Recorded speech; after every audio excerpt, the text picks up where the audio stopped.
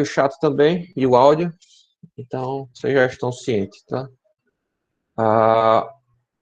Tá, eu queria que Matheus explicasse a sua dúvida aí. Sim, professor, é que eu comecei a fazer a prova nessa semana passada agora. Aí eu estava fazendo a primeira questão, e na primeira questão ele dá como se fosse um conjunto de valores e pede para interpolar ela para achar uma função usando o método de Galerk. Só que, pelos exemplos que eu tinha feito e também pelos exercícios, ele nunca pede, através de valores, para interpolar uma função ou achar uma função e depois usar o método de Galerk para comprovar essa função. Aí eu fiquei sem entender se era para usar o método de Galerk para achar uma função, sendo que nas equações que eu já tinha usado, sempre dava como se fosse uma função exemplo, ou então uma função objetivo, que a gente sempre achava essa diferença em relação à original, ou se era para usar o método de Galerk para achar essa função, só que aí eu fiquei sem saber quais funções eu usaria para fazer isso, porque nas funções que eu já tinha usado não tinha esse de achar a função. Aí eu fiquei sem entender esse pedaço. Aí eu usei o Excel, usei os valores lá, interpolei uma curva e fiz uma reta de tendência. Só que mesmo assim deu um erro bem grande.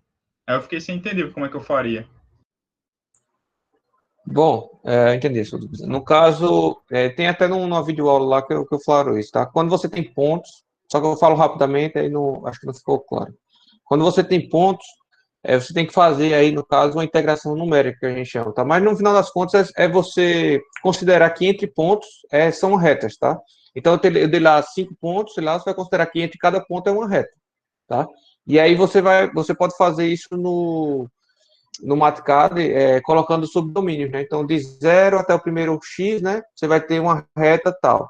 Do primeiro X até o segundo X, você vai ter uma reta de inclinação tal. Daquela forma, né? Colocando entre parênteses o subdomínio.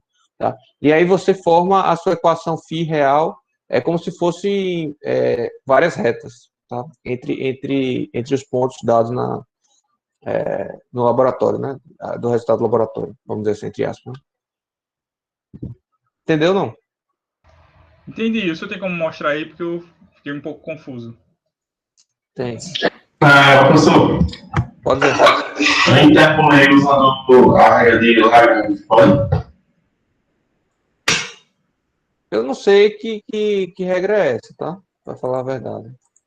Porque Lagrange, na verdade, tem várias regras de Lagrange. Mas, bom, deixa eu mostrar como é que eu faria aqui.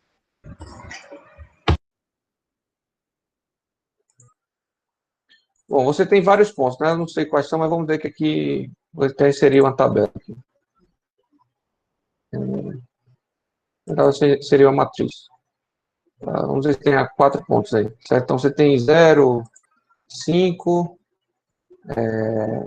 0,25, 0,25. Você tem aqui 8, 0,5. Aqui teria que ser... vou botar qualquer coisa aqui. 0,5 você tem aqui 4, e 1 você tem aqui 3, certo? Vamos supor que seja isso aí, os resultados lá, né, os pontos. Então, o que é que eu faria? Eu faria o seguinte, a minha função φ, tá?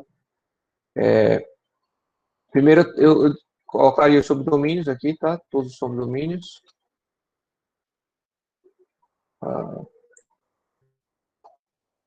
Só colocar um subdomínio. Então, esse subdomínio aqui seria para x, entre... Deixa eu botar isso aqui igual a A, tá? Opa. A. Então, A é 1,1, tá? Para ele pegar esse termo aqui. Deixa eu só mudar aqui para origem 1. Até A21, certo? E aí faria vários subdomínios.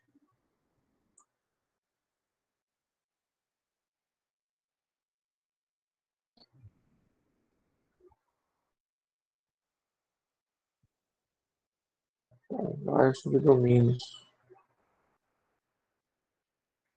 Esse aqui iria de A21 até A31. E aqui iria de A31 até A41, né? Só seriam 3 subdomínios, perdão. Então, aqui seria uma reta, né, de 0 a 5, tá?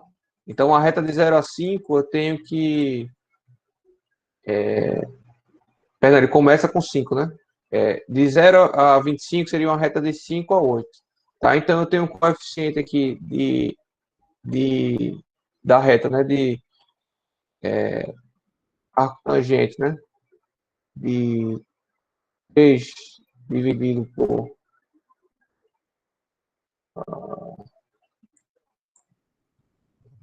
Só fazer aqui de qualquer jeito, tá, pessoal?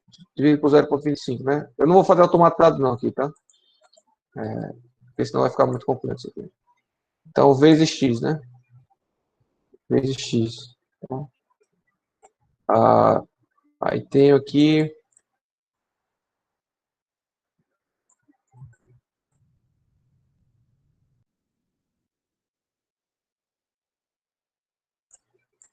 Tem aqui, ó, de 8 a 4, então eu tenho menos 4 aqui, né? Menos 4.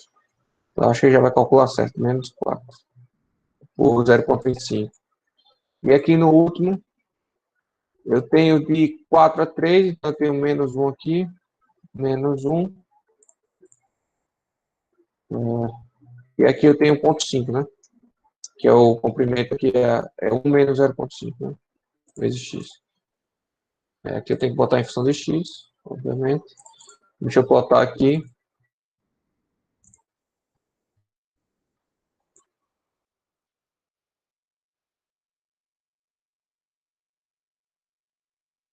X para 1 de 0 até 1. Aqui é só questão dos intervalos, deixa eu só ajustar aqui. Tá, porque eu tenho que somar, né? Aqui eu tenho que somar mais 5 aqui, faltou aqui, somar mais 5. Aqui eu tenho que somar mais 8. Eu tenho que somar mais 4. Isso. E aqui é questão do intervalo, então vou botar aqui maior ou igual, maior ou igual, maior. Beleza? Então tá, tem alguma coisa estranha aqui ainda. Certo.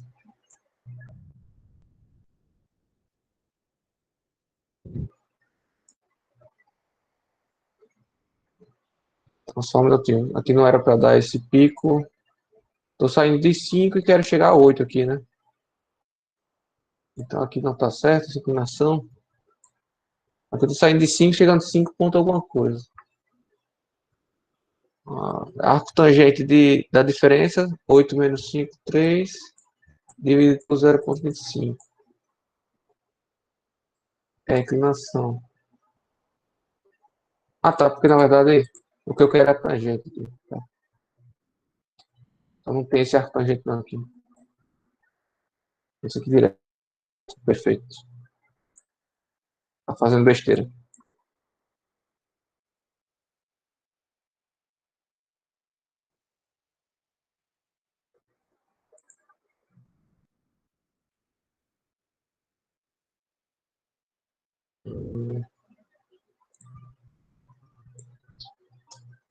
Ainda não foi, tá. Ele tá saindo aqui de 5, chegando a 8. Nesse último aqui, ele dá uma queda brusca, né?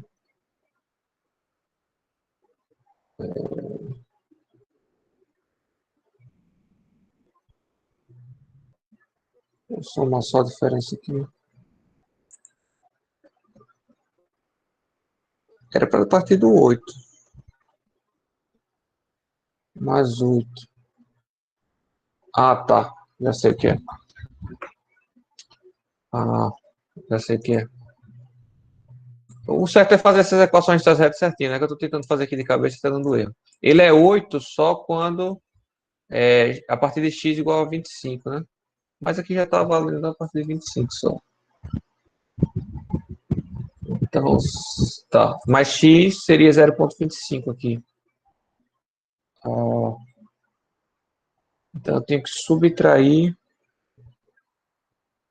Tá. Isso aqui é x menos 0,25.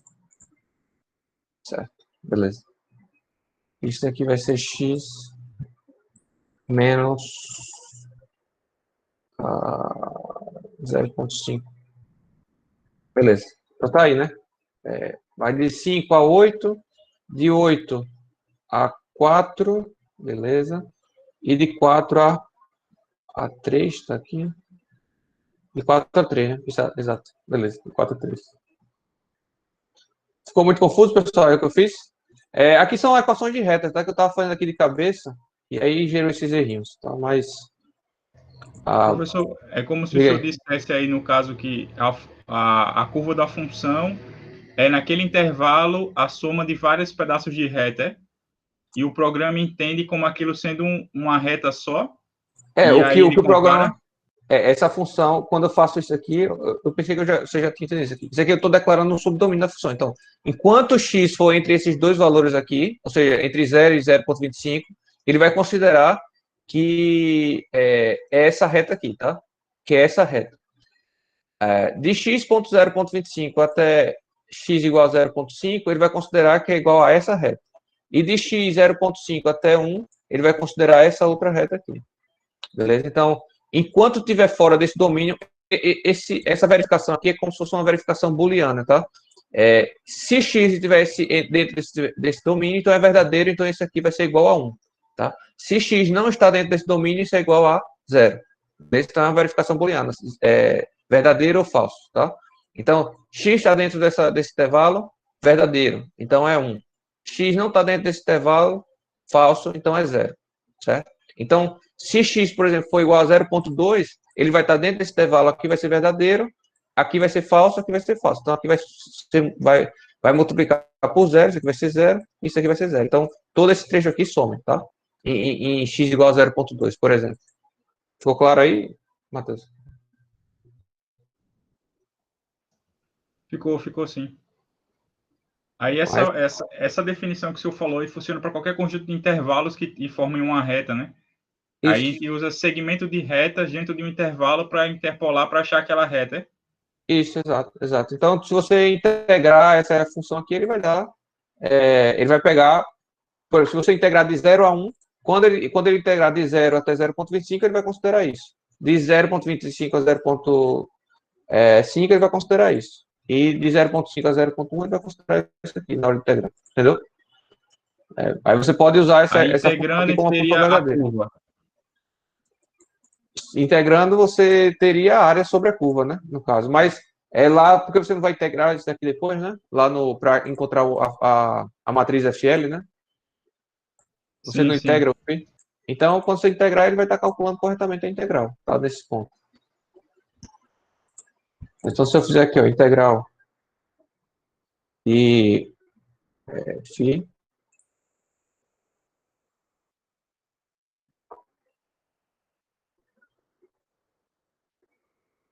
0 a 1 x, ele dá aí o valor, né? Se eu botar aqui qualquer outra função multiplicando, aqui vamos ver aqui 2 vezes x, multiplicando, ele dá também a integral desse produto aqui, tá? Sem problema nenhum, que é o caso lá, né? Você vai ter aqui o NL, né? A função de forma multiplicando por φ, né? Acredito que seja isso. Então, ele vai estar calculando corretamente aí. Entendi. Eu não sei, Jonas, como você fez por interpolação, você disse Lagrange, foi? Interpolação de Lagrange? Foi. No caso, a interpolação de Lagrange... Gerou uma curva, né?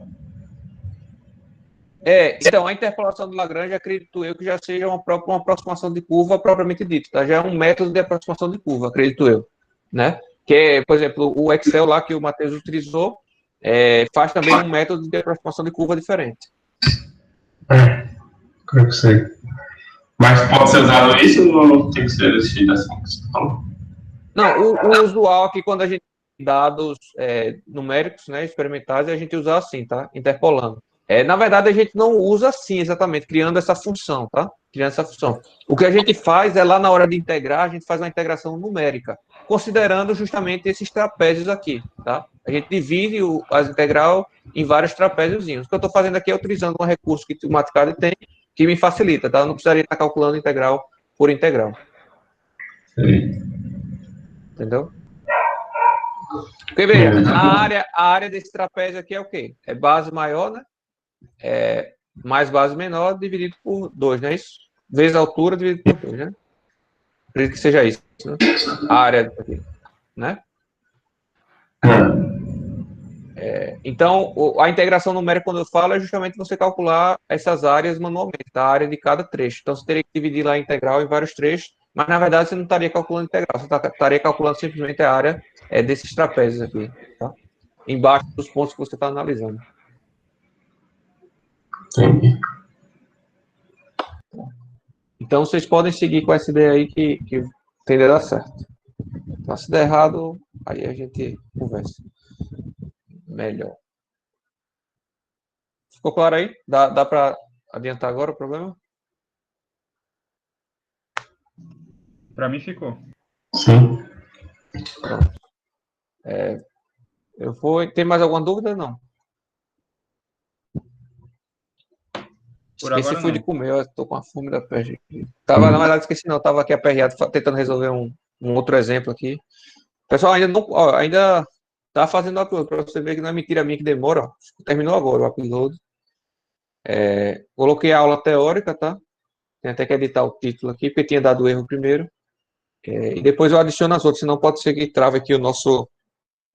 Mas já tá pronto aqui, os 2 vídeos tá editado, tudo bonitinho. Então as aulas de hoje já estão garantidas, é só o tempo de fazer o upload. Diga aí, desde aquela hora que eu falei com vocês, até agora tentando fazer esse upload. Mas vamos lá. Eu quero agora conversar com vocês sobre um assunto, tá? Espero que não confunda muito, eu vou voltar aqui para o slide da aula 2, tá? O slide da aula 2. Está faltando colocar isso também no portal, né? Os slides e os exercícios resolvidos, né? Que já estou adiantando alguns, né? Dos novos. Eu só adicionei da primeira aula, né? Mas o que eu quero falar com vocês aqui hoje vou falar só a parte teórica, então o exemplo não vai dar tempo de fazer aqui, mas aí depois eu faço um exemplo e gravo para vocês, mas só daqui a umas 2 semanas, tá? Porque eu vou focar, esse aqui não vai ser foco do nosso trabalho, né? O segundo trabalho de vocês não vai envolver isso aqui, então vocês não vão precisar com urgência. Eu vou focar na aula que está faltando para vocês adiantarem o trabalho, tá? Que essa é toda a minha preocupação. Eu preciso adiantar o máximo rápido possível o que vocês vão precisar para fazer o trabalho, certo? Então, essas aulas gravadas que eu estou botando aí, tá? São do assunto 3, tá? São do terceiro assunto já, que é a aplicação do elemento finito para elementos de barra, tá? E aí, agora eu vou concluir essa parte aqui, a parte 2, tá? Ao vivo, tá? Pelo menos a parte teórica. É isso que eu quero aqui, para ficar registrado. Tá? Mas lembrando que essa parte aqui nós não vamos utilizar no trabalho. E aí você me pergunta, por que você não continua, então, o assunto lá para o trabalho, né?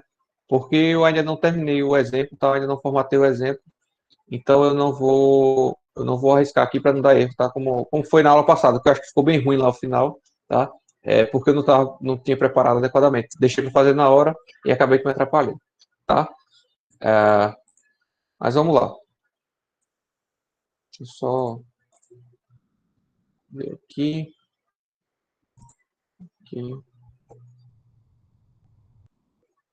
Beleza. Veja, esse conteúdo aqui é o seguinte, pessoal. Até então, a gente tem utilizado elementos finitos, tá? Com 2 nós. Na verdade, eu fiz um exemplo lá para funções ordinárias com elemento finito de 1 nó apenas, né? Mas elemento finito de 1 nó não serve para caso diferencial, tá? Então, elimina isso. A gente fica com, no mínimo, um elemento de 2 nós. E é isso que a gente tem trabalhado em todos os exemplos a partir de então, né? Só que o que acontece? Você pode melhorar a aproximação do seu problema, tá? se você utilizar mais nós por elemento, tá? Ou, por outro lado, a depender da quantidade de derivados que você precisa fazer na sua função de forma, você vai ser obrigado a colocar mais nós no seu elemento finito, tá? No caso aqui, nós não vamos precisar, mas nós podemos adicionar, tá? Por exemplo, que eu vou fazer, né? Eu vou adicionar nós no elemento finito apenas para melhorar, tá? Para melhorar, a gente vai fazer uma comparaçãozinha. Agora, percebam, eu estou falando nós no elemento, tá? No elemento finito, não estou falando nós global, estou falando nós no elemento, tá? O nó global vai depender do comprimento, do tamanho do elemento, tudo mais, né? Mas dentro do elemento eu tenho 2 nós, 3 nós, 4 nós, 5 nós, 20 nós, quantos nós eu quiser, tá? O que vai mudar é que quanto mais nós eu tiver, mais funções de forma em cada elemento finito eu vou ter, né? Dessa forma o meu programa, vamos dizer assim, o meu algoritmo vai ficando mais pesado, né? Beleza? Também existem alguns errinhos que dão quando você utiliza nós internos, né, que a gente chama, tá? Tem que tomar cuidado na hora de formar a malha, principalmente para casos 2D e 3D, né? E aí surgem algumas irregularidades nesses casos, mas no nosso caso aqui no dimensional não irão surgir essas irregularidades, não. Tá? Então, ó, resumindo aqui, deixa eu ver se eu falei tudo. Ok. Então, no entanto, podemos utilizar elementos com mais nós, caso o problema exija uma continuidade maior que C0, né? Eu já comentei sobre continuidade, né? Então, isso aqui está diretamente relacionado à quantidade de derivados que eu tenho que fazer na minha função de forma, né? Se eu tenho que derivar 2 vezes, 1 vez, 3 vezes, né? C0 quer dizer que eu só preciso derivar 1 vez, ou seja, depois que eu reduzo por integração por partes, eu só preciso derivar 1 vez, né? Então, eu só preciso de continuidade C0. Eu só preciso, no mínimo, uma equação linear, uma função de forma linear, para eu poder derivar 1 vez, né? Se eu tiver uma função de forma constante aqui, por exemplo, né? Se eu derivar 1 vez, eu vou ter 0, né, de resultado. E aí, nesse caso, eu estaria fazendo integral de 0, tá? Então, eu preciso, no mínimo, de uma função de forma linear, tá? Porém, existem casos que eu preciso derivar 2 vezes. Por exemplo, uma viga, tá? Elemento de viga, você precisa derivar 2 vezes. Nesse caso, você tem que adicionar outras funções de forma, tá? Ou funções de forma com grau de polinômio maior do que uma reta, tá? Quadrático, cúbico, o que seja necessário. No caso do elemento de vigas, é um caso, a gente precisa utilizar uma função de forma, no mínimo, cúbica, tá? Agora, veja, o elemento de viga é um elemento à parte. Se der tempo ainda, nas últimas aulas, dia 8, eu faço uma aula ao vivo para vocês, tá? Falando sobre elementos de vigas, mas é um caso particular o elemento de viga, tá? Porque no caso eu não tenho mais nós por elemento finito, eu tenho mais graus de liberdade, tá? Isso é uma coisa a se destacar, beleza? E aí, nesse caso, que eu tenho mais graus de liberdade, eu não preciso adicionar nós no meu elemento finito. Eu estou, na verdade, com mais graus de liberdade, tá? Eu tenho 2 graus de liberdade por nó. Então, eu continuo apenas com 2 nós por elemento finito. No entanto, eu tenho 2 graus de liberdade por nó. Tá? Beleza. Outra opção é caso desejemos, né, tornar o resultado mais próximo do real, tá? Sem aumentar a quantidade de elementos, sem discretizar mais, sem mudar a malha, né? Ou caso o grau do polinômio da função real seja igual ou menor ao grau da função de... perdão.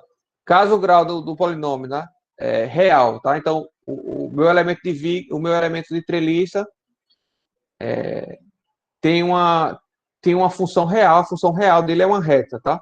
Então, se eu utilizar a função de forma como uma reta já, eu vou chegar no resultado exato, tá? No entanto, se o meu elemento tem uma função real quadrática, tá? E eu utilizo uma reta para aproximar, eu não vou chegar num resultado exato, né? Dentro do elemento sempre vai ter um errinho, beleza? Agora, óbvio, quanto mais eu discretizo o elemento, menor esse erro. Isso aí nos exemplos que eu estou postando hoje, tá? Eu faço essa análise, vocês vão visualizar melhor. Beleza? O que eu estou falando. Então, o que acontece, ó, quando eu tenho um elemento com 2 nós, eu tenho uma função de forma reta, né? 2 funções de forma, cada uma é uma reta, a gente já comentou sobre isso aqui, né? Várias vezes, inclusive a gente fez essa conta, né? E aí você aplica as condições de contorno aqui, ó, para quando x igual a zero aqui, ó, para esse x0, meu n0, tá? Vou chamar de n0 aqui, dessa vez, né, nessa figura. Vai ser 1, e quando o x for igual a 1, ele vai ser 0. Então, ele vai ser uma reta variando de 1 até 0, tá? E esse meu n1 aqui vai ser uma reta variando de 0, aqui quando x igual a 0, até 1, quando x igual a 1, beleza? Agora, eu posso ter uma situação que dentro do meu elemento eu tenho 3 nós, tá? Eu tenho 2 nós externos e tenho um nó interno aqui, tá? A gente segue a mesma ideia, tá? Só que agora a nossa função de forma não vai ser mais uma reta, a nossa função de forma seria um polinômio de segundo grau, né? Tá? Vamos dizer assim, tá? E aí eu teria 3, né? 3 dessas equações, tá?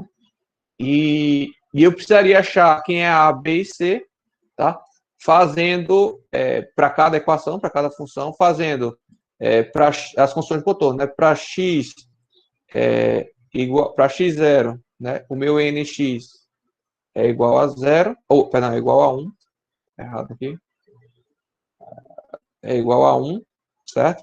Para x1, o meu nx é igual a 0, e para x2, meu nx é igual a 0.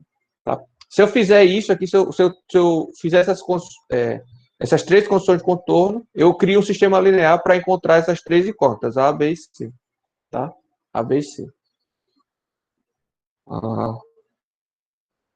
Fechado, pessoal? E a mesma coisa aqui, ó, para quando eu tenho 2 nós internos, ou 4 nós no total, né? Ou tenho 5 nós no total, ou tenho 10 nós no total. Seria a mesma coisa que eu faria, tá? Aplicando essas condições de contorno. Sempre, sempre, tá, pessoal? Vai ser, essa função de forma vai ser unitária no nó relativa a essa função, tá? Relativa a esse valor em x0, tá? E 0 nos demais. Veja, essa função aqui, ó, ela é 1 nesse ponto, tá? Tem que ser 1 nesse ponto, 0 nesse ponto 2, e nesse ponto 1, perdão, e 0 nesse ponto 2 aqui. Tá? Então, eu estou forçando isso, tá? Estou forçando que isso seja verdade. E aí eu calculo essa função de forma a partir daí, né? Agora, lembrando que o grau do polinômio aqui é sempre inferior, ou seja, eu tenho um grau 2 aqui, né, de polinômio, é sempre um valor inferior ao número de nós, né? Então, eu tenho 3 nós, eu tenho um grau do polinômio aqui ao quadrado, né? 2. Se eu tiver 4 nós, tá? Vou ter um grau de polinômio cúbico, beleza? Ao cubo.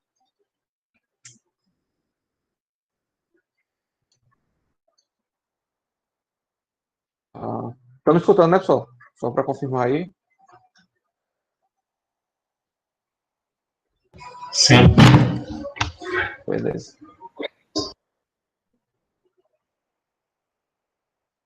Ok. Então, quando eu falo em métodos de elementos finitos, tá, pessoal? Eu desconheço uma situação em que eu uso uma função de forma diferente de polinômio, tá? Se existir, vai ser uma exceção. O usual, considera assim, o usual é utilizar funções de forma polinomiais, beleza? Polinomiais. Ok. Então, as minhas funções sempre vão descer dessa forma aqui, ó. Alfa 0 mais alfa 1 vezes x, né? Até alfa p vezes x elevado a p, sendo que eu teria aí, nesse caso, p mais 1 nós, né? Então, para um elemento com p mais 1 nós, eu teria um grau de polinômio aqui, x elevado a p. Beleza? E aí, pessoal, eu aplico os coeficientes, as condições de contorno, né? Então, para x igual a x0, né? Por exemplo, eu estou calculando o NL, tá? Aqui. Eu quero achar quem é NL. Ou seja, N relativo ao ponto L, tá? N relativo ao ponto L qualquer. Esse ponto aqui, XL, tá? Frente a esse ponto XL. Então, em todos os outros pontos, ela vai ser igual a 0, tá? Em x0, em x1, em x até xl menos 1, ela vai ser 0. Depois de XL, tá? XL mais 1, XL mais 2, até o último nó vai ser 0 também. E só em XL vai ser igual a 1, tá? Nesse caso, a gente está aplicando aqui todas as condições de contorno. Então, a gente tem sempre as condições de contorno, a quantidade de condições de contorno equivalente à quantidade de incógnitas, tá? Esses meus alfas aqui seriam as incógnitas, beleza? Eu poderia fazer aqui, pessoal, eu recomendo vocês tentarem fazer, tá? Para não perder tempo aqui. Se vocês não conseguirem, na próxima aula eu faço, tá? Mas o que acontece?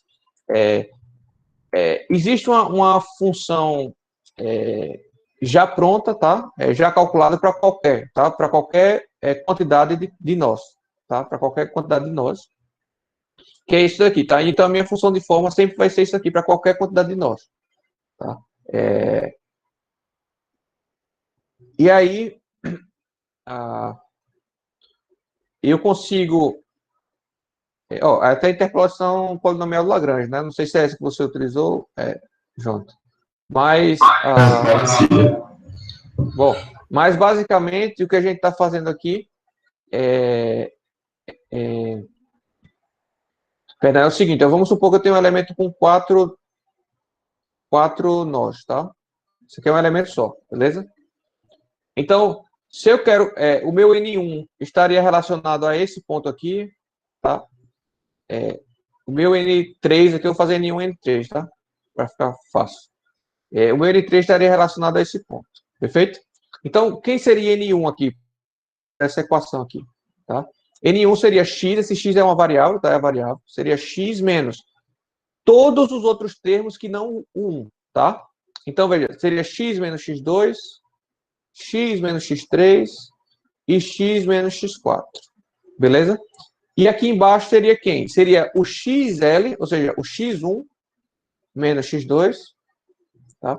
x1 menos x3 e x1 menos x4. Então, essa seria a minha função de forma, tá? É só multiplicar aqui. Se eu multiplicar 3 vezes aqui, esse x está ao cubo, né? Então, essa aqui é a função polinomial cúbica, beleza? Quem seria o meu N3? Só para fixar aí, tá? Seria x menos x1, x menos x2, x menos x4, certo? Só não entra aqui o próprio x3, né? Que é o xl, né? No caso, tá? Veja que ele pula aqui de xl menos 1 para xl mais 1, tá? Não tem o xl aqui na jogada. Já aqui embaixo eu tenho o xl, o próprio xl, que é o x3 menos x1, tenho o x3 menos x2 e tenho o x3 menos x4, certo? Pulo também o x3, né? Porque senão daria zero e ficaria tudo zero, obviamente, né? Então, não sei se vocês entenderam, pessoal. Tá? A minha função de forma é sempre essa, tá? Se eu quero saber, por exemplo, um elemento só de dois nós, que é o que a gente vinha fazendo, vocês vão ver que a gente vai chegar na mesma equação que a gente estava trabalhando, tá? Veja, aqui eu tenho nó 1 e nó 2, né? N1 e N2. Quem vai ser N1? Tá?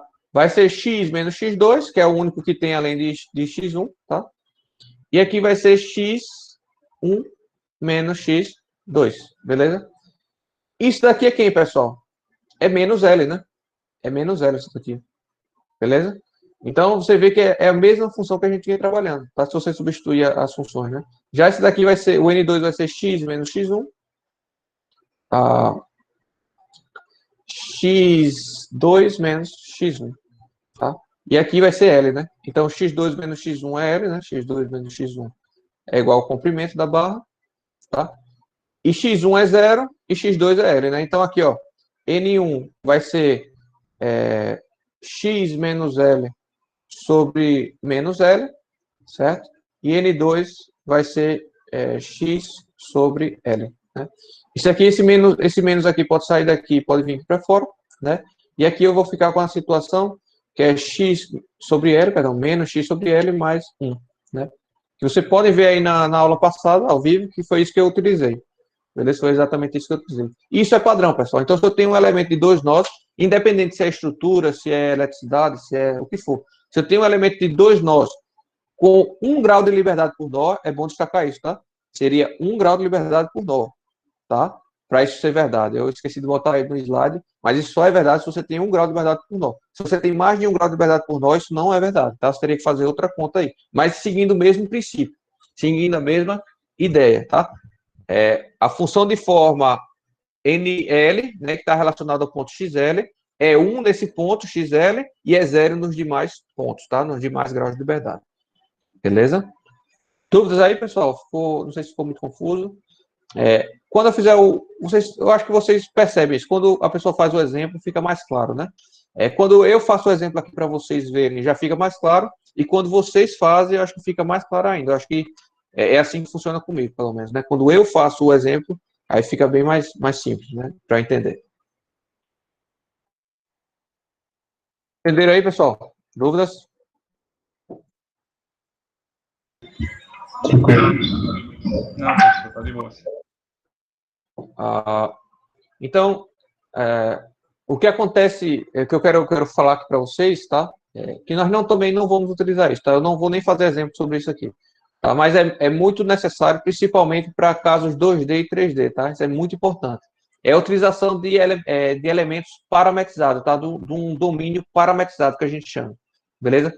Porque, veja, um elemento de placa, por exemplo, um elemento 2D, né, de chapa, pode vir aqui, ó, com um formato todo errado, tá? Todo ruim. E a gente geralmente utiliza uma parametrização, tá? Para transformar esse elemento num elemento quadrado perfeitinho, tá? No elemento quadrado perfeito. E é como se a gente estivesse fazendo uma mudança de coordenadas, tá? É como se a gente estivesse fazendo uma mudança de coordenadas dele. E aí, para isso, a gente faz uma correlação, tá? Deixa eu ver se tem alguma figura, não tem. Bom, mas é o seguinte, eu vou criar, no caso aqui, uma dimensão, né? Vou explicar para uma dimensão que é mais fácil de entender, o conceito pode ser extrapolado para 2D e 3D, tá? Mas a ideia é o seguinte, eu tenho, deixa eu apagar aqui em cima isso aqui para eu ter mais espaço.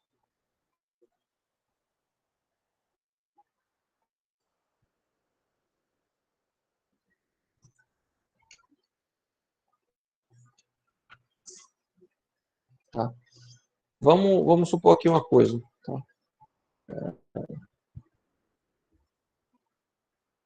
Tem aqui uma reta. Opa. E tem aqui outra reta. Tá?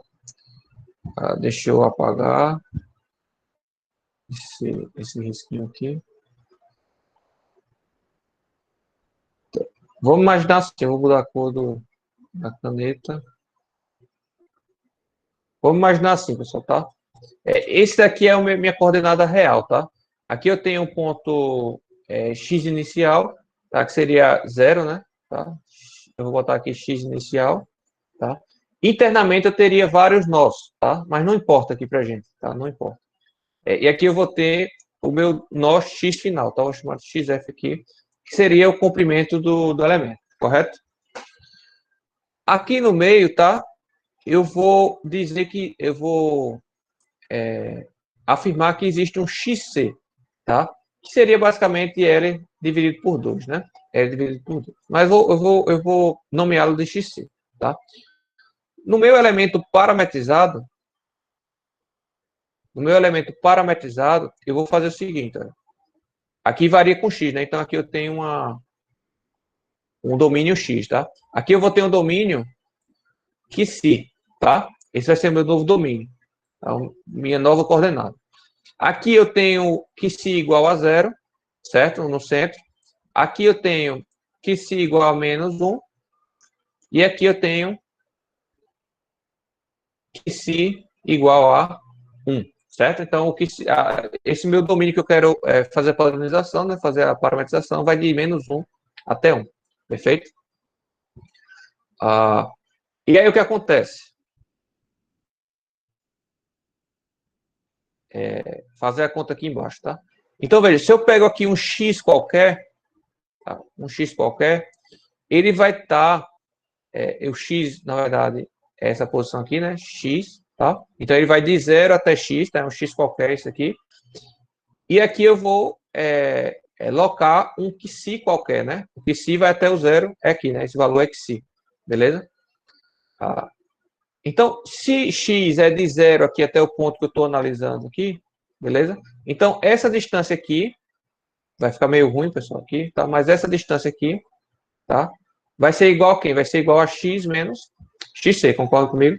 Então, eu tenho uma equivalência de x menos xc e psi, tá? Sendo que acontece, eu tenho uma equivalência relativa, tá? Eu vou fazer x menos xc dividido por L sobre 2, que é esse tamanho aqui, ó, tá? Então, esse tamanho dividido por esse, tá? Eu estou pegando a distância relativa aqui nesse caso, vai ser igual a essa distância aqui, C, tá? Dividido por essa distância toda nesse novo domínio, que vai ser 1, tá? Então, eu tenho aqui, ó, que C, em função de x, aqui é xc, tá?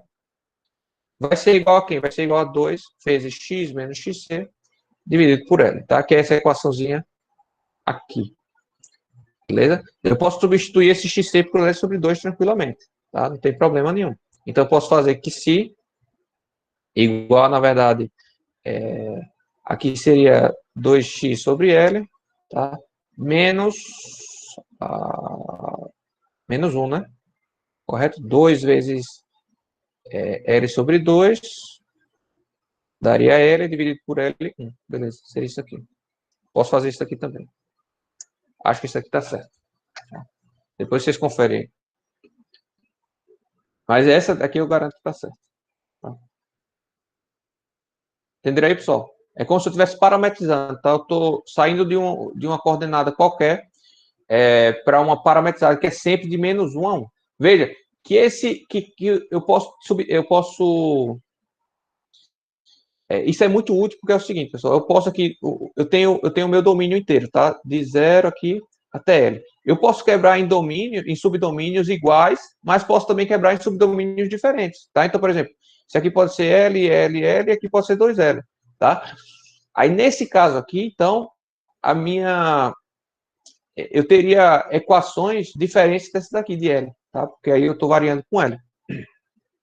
No entanto, se eu utilizo parametrizado, é sempre assim. Eu sempre vou utilizar de menos 1 a 1 e depois eu faço a conversão para o sistema real. Tá? Essa é a grande vantagem. Para sistema unidimensional aqui, eu não vou utilizar, não é vantagem, tá? Pelo menos para esses casos que a gente está fazendo, eu não vi vantagem de utilizar, então eu não vou entrar nesse método. Mas para elementos bidimensional e tridimensional, isso aqui é essencial, pessoal, senão vocês não conseguem sair do canto, tá? Quando é bidimensional, geralmente a gente chama uma coordenada de xi, que é a coordenada x, e a segunda coordenada a gente chama de eta, tá? Quando é 3 dimensões, eu não me lembro qual é o outro termo. Mas em 2 dimensões é assim, certeza. Tá?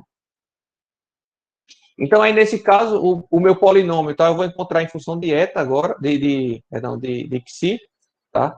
Então, vai ser alfa vezes xi e tal. E minhas funções de forma também vão ser em função de xi. Beleza? Então, se eu substituir aquele valor de x, de xi aqui, a gente vai encontrar a função de forma em função de x. Tá? É só uma outra forma de escrever a função de forma, agora num novo coordenado, tá? Numa nova coordenada parametrizada. Beleza? Então, aqui as funções de forma para um elemento de 2 nós, aqui a função de forma para um elemento de 3 nós, e aqui a função de forma para um elemento de 4 nós. Beleza? Agora, só um destaque, né, que a gente vai ter que fazer integral, o nosso matriz K, né, se lembra lá, KLM, é igual a integral, por exemplo, da derivada da função de forma, né? Pode ser o caso, derivada simples, tá? Então, se eu faço derivada da função de forma em função de x, tá? Para converter isso daqui para xi, eu teria que fazer o seguinte, olha. Isso aqui seria de 0 a L, né? Tá? Comprimento do elemento. Aqui seria de menos 1 a 1, beleza? Aí aqui eu teria dn em função de dx é igual ao quê? É igual a dn em função de dxi vezes dxi em função de dx. Mas quem é dxi em função de dx, tá? Então a gente volta lá. Veja, quem é a derivada de xi aqui? Dx. É só derivar em função de x, né, pessoal? Então aqui vai ser 2 sobre L, concorda comigo? Vai ser 2 sobre L aqui, essa derivada, tá? Então, dxi dx é igual a 2 sobre L.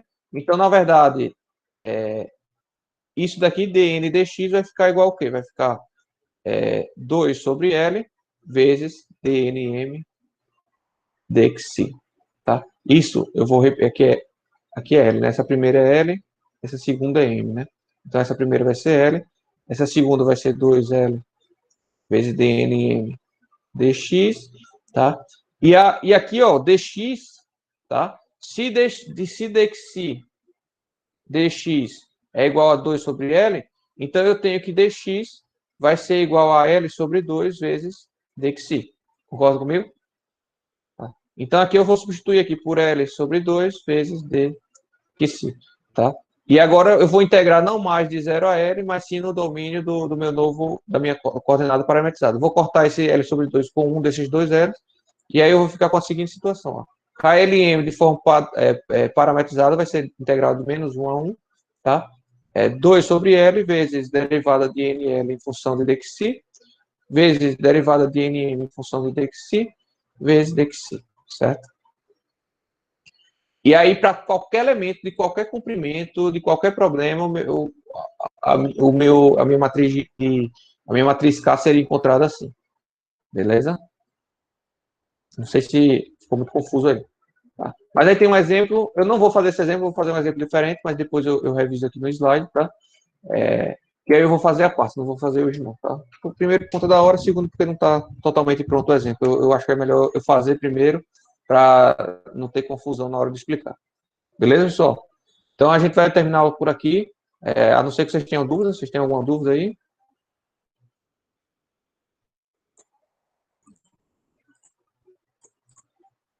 Não. Bom, então, eu vou acabar a aula por aqui, 8 horas, tá? Então, mais ou menos, corretamente, 1 hora de momento síncrono, mais 2 horas de momento de aula gravada, tá? Deu as 3 horas de hora-aula. Fechado? Vou estar postando, já postei 1 hora de aula, a parte teórica, e vou postar agora os 2 exemplos, que é meia hora cada um. Beleza? Beleza. Perfeito. Então, até semana que vem, ou podem tirar dúvida comigo a qualquer horário. Quando eu tiver tempo, eu respondo, né? Ontem o Matheus perguntou domingo à noite, eu estava já morto aqui, eu estava até trabalhando ainda, mas aí não tive nem capacidade para responder, que eu já estava meio fraquejando. Mas aí eu respondo sempre que possível. Fiquei a semana todinha fazendo né, os exercícios, professor. Aí quando eu fui pegar a prova, aí eu fiquei com a dúvida, mas Não, desculpa aí pelo tranquilo. Não, horário. pode mandar, tá? Eu só não vou, se eu não puder responder na hora, seja porque eu estou no momento de lazer ou porque eu estou trabalhando, estou apanhado, não vou responder na hora. Mas assim que possível eu respondo, beleza? Se eu demorar para responder, vocês podem me dar uma cobrançazinha, perguntar, e aí, professor, tá? Né? Só para eu me lembrar, porque às vezes a mensagem lá no WhatsApp fica lá embaixo, né? Porque tem muitas mensagens antes e eu acabo esquecendo de responder, beleza? Bom, aí eu vou disponibilizar também já esse momento gravado já hoje, tá? Sem falta. Vão ser as 2 aulas gravadas, mas esse momento já síncrono também, que já vou ter recebido, beleza? Até a próxima. Abraço, pessoal.